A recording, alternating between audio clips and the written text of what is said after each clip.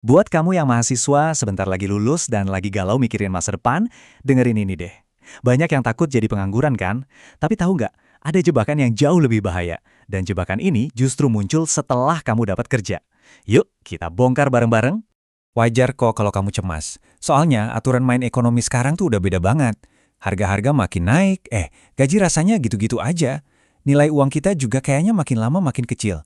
Kamu mungkin udah siap nih kerja keras banting tulang. Tapi pertanyaannya, emang kerja keras aja cukup di zaman sekarang? Nah, ini dia intinya. Ancaman paling gedenya itu bukan status pengangguran, tapi pasir hisap finansial yang tersembunyi rapi di balik selip gaji pertamamu. Kita bakal bedah apa aja sih yang kelihatannya aset aman, tapi ternyata malah jadi pemberat yang bisa bikin kamu tenggelam pelan-pelan. Oke, kita masuk bagian pertama, ancaman nyata pasca kelulusan. Ancaman apa sih ini? Ini bukan lagi soal saingan cari kerja ya, tapi soal aturan main ekonomi yang udah geser, yang bikin nasihat-nasihat dari orang tua kita mungkin udah nggak 100% relevan lagi. Ini dia nih, realitas ekonomi kita sekarang.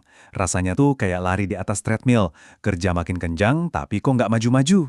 Kenapa bisa gitu? Ya karena ada inflasi yang diam-diam nyuri nilai uang kamu. Dan kondisi inilah yang bikin aset-aset yang dulu dianggap simbol kesuksesan, sekarang justru bisa jadi bumerang. Lanjut ke bagian kedua, ilusi aset aman. Udah waktunya nih kita bongkar mitos-mitos yang mungkin udah kamu dengar dari kecil. Beneran gak sih punya properti itu tiket pasti buat jadi kaya? Jawabannya mungkin bakal bikin kamu kaget. Coba deh, lihat perbedaannya. Pola pikir lama bilang rumah itu puncak kesuksesan. Realitas 2030, rumah bisa jadi beban finansial yang gak kelihatan. Dulu memiliki itu segalanya. Sekarang yang paling penting itu justru fleksibilitas dan mobilitas. Kalau kamu terikat sama satu properti, bisa-bisa kamu malah kehilangan banyak peluang lain yang lebih bagus. Dan jangan pernah lupa sama biaya-biaya tersembunyinya. Punya properti itu bukan cuma soal bayar cicilan loh. Ada pajak tahunan yang harus dibayar, biaya renovasi dan perawatan yang suka muncul tiba-tiba, dan risiko nilainya anjlok. Aset yang kamu kira bakal ngasih kamu duit, malah bisa berubah jadi monster yang nyedot duit kamu terus-terusan. Oke, bagian ketiga. Jebakan gengsi. Nah, selain properti, ada jebakan lain yang lebih halus lagi, karena ini nyerangnya ke ego kita. Apa itu? Membeli barang cuma demi status sosial. Coba deh renungin ini sebentar. Kita sering banget menukar kebebasan finansial kita di masa depan cuma buat dapet pujian sesaat hari ini. Kita beli barang bukan karena benar-benar butuh, tapi karena pengen diakui, pengen kelihatan sukses. Pertanyaannya, pengakuan dari siapa sih? Dan emang sepenting itu? Ini nih contoh nyata, barang-barang yang nilainya langsung anjlok begitu kamu gesek kartu. Mobil baru, gadget paling canggih, tas branded. Ingat ya, ini semua bukan investasi, ini adalah biaya yang kamu bayar untuk sebuah citra, biaya gengsi. Jadi, sebelum kamu beli barang mahal berikutnya, coba berhenti sejenak dan tanya ke diri sendiri. Ini beneran bikin aku bahagia atau cuma bikin aku kelihatan bahagia di Instagram? Karena jujur deh, pas krisis datang, yang penting itu bukan merek sepatumu, tapi apakah kamu masih punya pijakan finansial yang kuat? Biar lebih jelas, kita ambil contoh emas. Banyak banget yang salah kaprah nganggap perhiasan itu investasi. Padahal pas kamu jual lagi, ongkos desain dan mereknya itu hangus. Kamu pasti rugi. Kalau tujuanmu itu melindungi nilai aset, ya belilah emas batangan, bukan kalung atau gelang buat gaya-gayaan. Bagian keempat. Utang konsumtif. Oke, sekarang kita bahas racun paling mematikan buat keuangan anak muda. Ironisnya, racun ini dibungkus dengan nama kenyamanan. Yup, kita ngomongin utang konsumtif.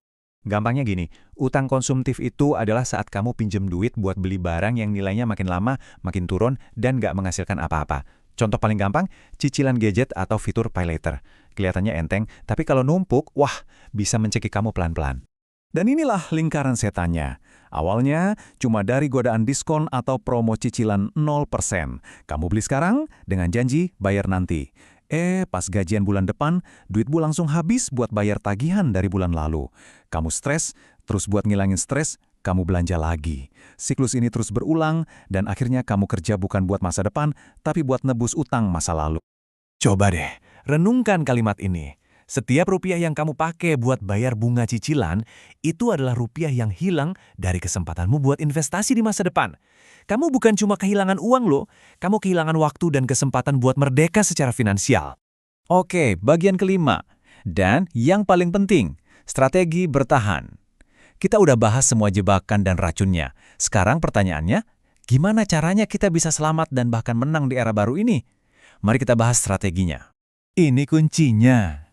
Di masa depan, pemenangnya itu bukan orang yang punya paling banyak barang atau properti. Pemenangnya adalah mereka yang ringan, fleksibel, dan bisa bergerak lincah kayak air. Mampu beradaptasi dengan cepat sama perubahan apapun. Ini langkah-langkah praktis yang bisa kamu mulai dari sekarang juga. Pertama, bedain mana kebutuhan dan mana keinginan. Kedua, habisin semua utang konsumtif, mulai dari yang bunganya paling gede. Ketiga, jual aja aset-aset yang cuma jadi beban. Dan yang terpenting, ubah pola pikir dari pengen punya banyak jadi punya secukupnya tapi bebas. Ini mungkin kedengarannya aneh ya. Tapi seringkali, kebebasan sejati itu justru datang dari keberanian kita buat melepaskan. Melepaskan beban cicilan rumah, mobil, dan barang-barang yang selama ini kamu kira itu aset. Padahal sebenarnya itu adalah jangkar yang menahan kapalmu buat berlayar. Sebagai penutup, saya mau kasih satu pertanyaan buat kamu renungkan. Coba deh, lihat sekelilingmu. Lihat cicilan-cicilanmu. Tanyakan ke diri sendiri. Mana dari barang-barang yang kamu punya ini yang benar-benar mendorongmu maju, dan mana yang diam-diam justru nahan langkahmu. Karena di tahun 2030 nanti, yang akan bertahan adalah mereka yang paling tahu apa yang harus dilepaskan.